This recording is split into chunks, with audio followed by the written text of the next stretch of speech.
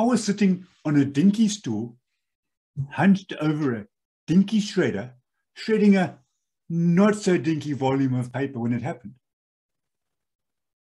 It was more a realization than an earth-shattering revelation, and I know that because I was still sitting on that same dinky stool, hunched over that same dinky shredder after it happened, not lying dazed on the floor beside it, wondering, what happened?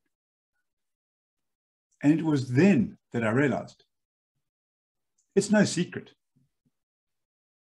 Madam Contest Chairman and virtual viewers, 3 years earlier, I was working as an electrical engineer at a mine in Ontario. I could not see myself working as an electrical engineer forever. So I went to my boss, Kevin. I can't see myself working as an electrical engineer forever. Okay. Well, Andrew, write out the career path you want and give me a copy. I did that. Filed a copy for myself and then promptly forgot about it. Until I was hunched over that dinky shredder, shredding that not so dinky volume of paper.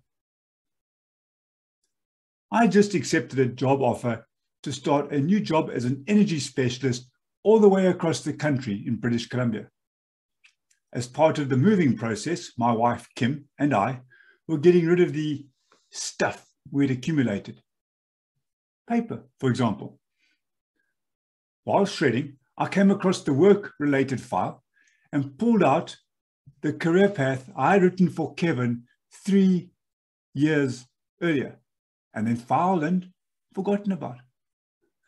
The job description on my career path was almost word for word identical to the job description of the new job I just accepted. It's eerie when you consider the fact that I had not looked at that piece of paper in 3 years. And to this day, I get goosebumps when I think about it. But when you do think about it, having what you visualize and write down come to be, there's no secret, even though there's a whole movie and a book called The Secret about this secret, which, when you think about it, is not really a secret. In his book, The 7 Habits of Highly Effective People, Stephen Covey talks about beginning with the end in mind. That book sold over 25 million copies in 40 countries. In his book, See You at the Top, Zig Ziglar tells us to commit our goals to paper. That book was also a bestseller and was translated into 12 languages. The power of writing down your goals is clearly no secret. When I started the new job, it was a new position at a new company. There were no guidelines in place for what I was supposed to do. How on earth then was I supposed to manage energy, the second biggest expense after labor, when I'd never done that before? I felt overwhelmed at the thought of the daunting task ahead of me. And then I remembered that piece of paper. So the first thing I did was to write out a clear vision for what I believed would make us successful at conserving energy. A few of the goals in that vision were pretty audacious, but as they say, go big or, that's right, go home. I threw in a few positive affirmations to affirm to myself how brilliant I could be, and then started to read that aloud to myself first thing almost every morning at work. When folks walked past my office in the morning, it confirmed what they knew. I was nuts. 10 years down the line, I still have that piece of paper with a few additional scribbles and affirmations, and I still read it aloud to myself, although I admit, not as often as I used to. From starting with a blank sheet almost every goal in that vision has been accomplished, and the mine has come to be a leader in the field of energy management. Our catchphrase, energy matters, created and written down that day more than 10 years ago, has been firmly planted into the minds of most employees.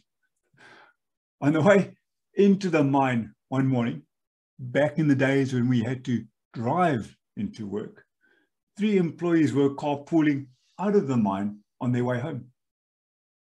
As we pulled alongside each other at the security gate, the driver leaned out the window and called out, "We are carpooling because," and they all called out in unison, "Energy matters." And they drove off in high spirits. That's the power of a written goal. When new energy managers ask me for advice, I tell them, it's no secret. And it's as simple as 1, 2, 3. 1, write down what you want the future to be. 2, read it out loud on a regular basis. And 3, take action aligned with that vision. Item 1, just writing it down will bake the cake.